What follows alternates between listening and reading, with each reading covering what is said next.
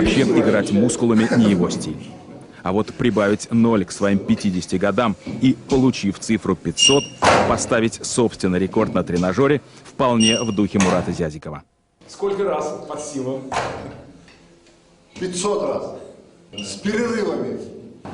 Президент, который там на больничном, на таблетках, ну это уже не то. Это уже не созидание, это уже не работа.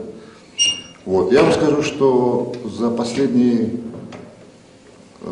6 лет, неполных 6 лет, я не знаю, что такое там выходные, что такое больничные, что такое отпуск.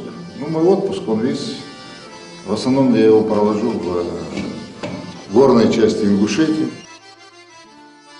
День, проведенный в горной части Ингушетии, он как бы равносилен 3 месяцам отпуска, там, скажем, в Баден-Бадене или там, значит, на каких-то лыжных курортах.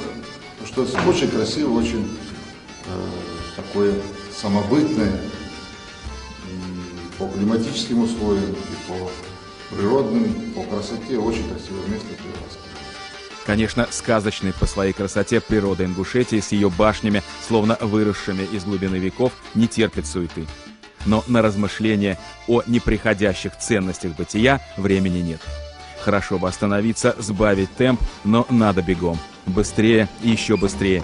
Так было задумано 5 лет назад, когда вместе с всенародно избранным президентом республика вышла на старт.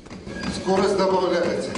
То есть это движение республики. Вот, потому что если кому-то надо за год что-то делать, а нам надо это делать за месяц. Главное выдержать, не сорвать дыхание и обязательно побеждать, как в детстве, когда сам занимался спортом, играл со сверстниками в футбол.